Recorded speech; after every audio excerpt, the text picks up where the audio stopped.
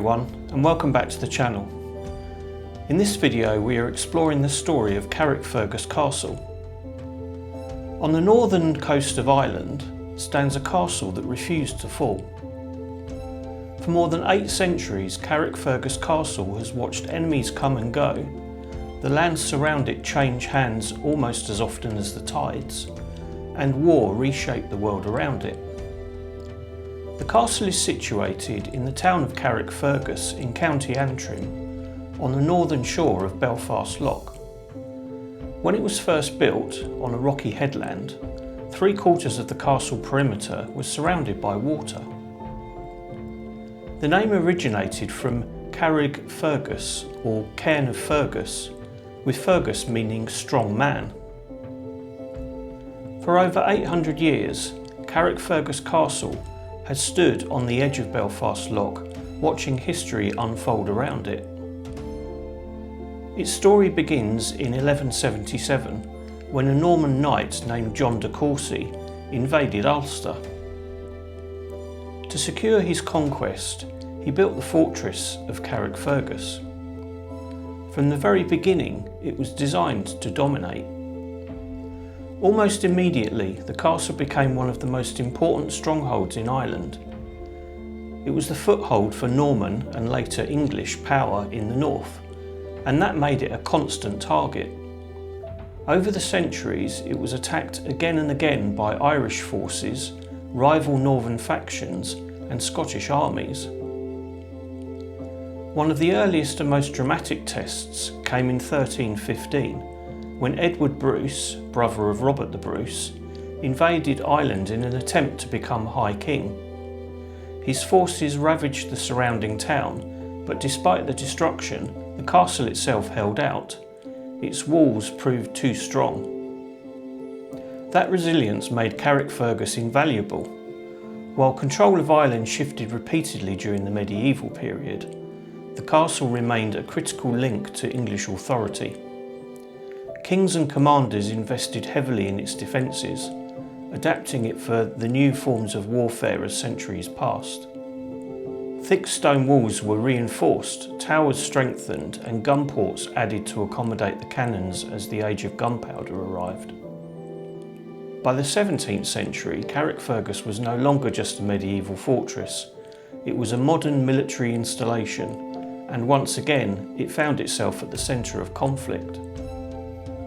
In 1690, during the struggle between William of Orange and James II, Carrickfergus played a key role.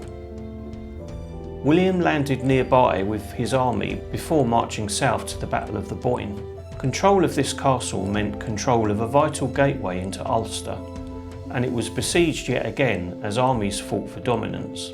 Even in the 18th century, long after many castles had lost their military importance, Carrickfergus remained active. In 1760, during the 7 Years' War, French forces launched a surprise raid and successfully captured the town. But once again, the castle itself resisted capture. By the 19th century, its role began to change. No longer on the front line of medieval warfare, Carrickfergus Castle became a barracks and later a prison. Yet even then, its military usefulness during both world wars, a reminder of just how enduring its strategic position was. Today, Carrickfergus Castle is no longer a site of battle, but its history is written into every stone. It has survived invasions, sieges, and centuries of shifting power. So let's go and explore the castle.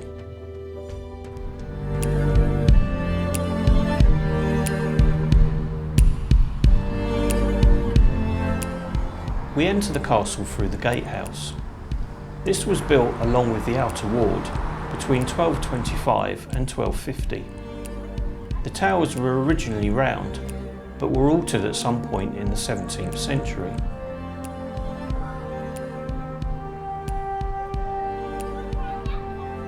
Flanking the outer ward, on the left, is the Grand Battery. It dates from the early 19th century, when the castle was rearmed in response to an expected French attack.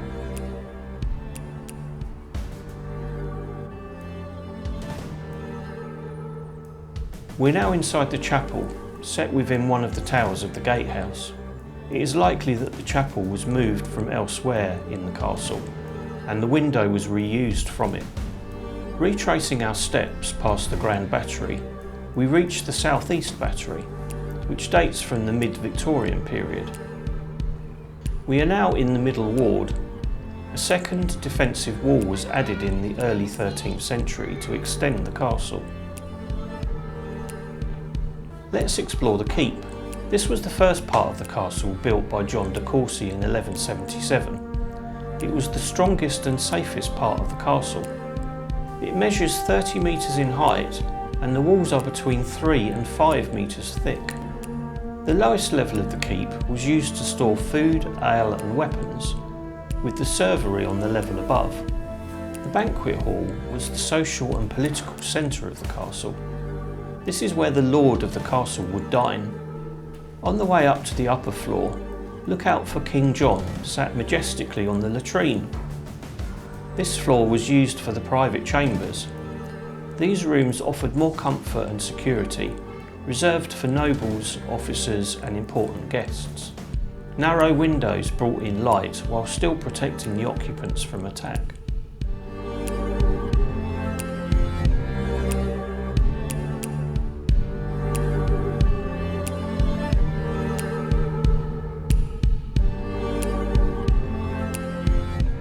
Exiting the keep, we arrive into the inner ward. At the centre of this space is a munitions tunnel. It was constructed by the Royal Engineers in 1889. It was built as part of the minefield defences for Belfast Lock to protect the shipyards and heavy industry in Belfast. Narrow gauge rails were laid inside the sloping tunnel so that small carts and bogies could easily move the munitions and supplies from the harbour directly into the inner ward.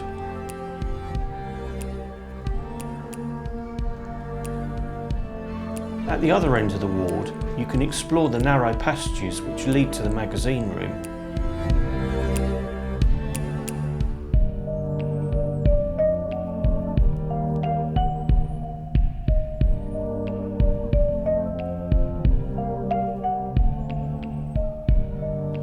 On the northeast wall sits a caricature of Princess Africa. She was the daughter of Godred Olafsson, King of the Isles. She married John de Courcy in 1180. Our final stop is the Sea Gate. Built during the expansion of the castle in the 13th century, it was heavily fortified due to its significant position at the time.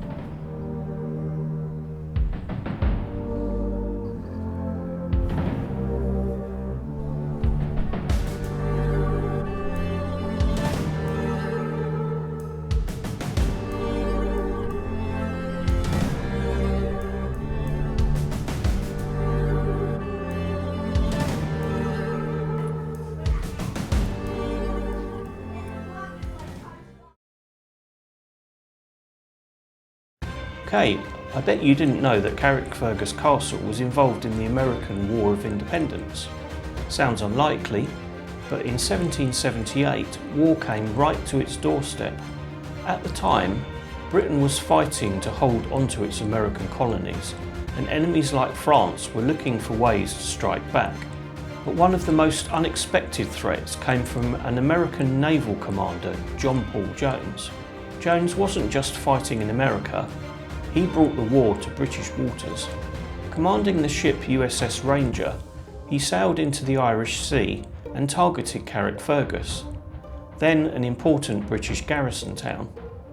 Just offshore lay a Royal Navy vessel, the HMS Drake, tasked with defending the area. What followed became known as the North Channel Naval Duel. At first, confusion worked in Jones's favour. Disguised and daring, his ship slipped close to the harbour before the British fully understood the threat. But once the Drake set sail to intercept, there was no avoiding battle. The two ships met in open water. Cannons roared across the North Channel. For over an hour the vessels exchanged fire at close range, the noise echoing back towards the walls of Carrickfergus Castle. It was a brutal, chaotic fight. And then, against expectations, the American ship prevailed. The Drake was forced to surrender, marking one of the first American naval victories against the Royal Navy in British waters. It was a shock. The war, which many thought was distant, had suddenly arrived on Britain's own doorstep. From the perspective of Carrickfergus Castle, this wasn't just another skirmish. It was proof that even after centuries of conflict, the castle was still part of global events, still watching war unfold just beyond its walls. So while Carrickfergus Castle is usually remembered for medieval sieges and local battles, it also played a small but remarkable role in the fight for American independence. Thanks so much for watching. I hope you found it interesting. If you enjoyed the video, please give it a like.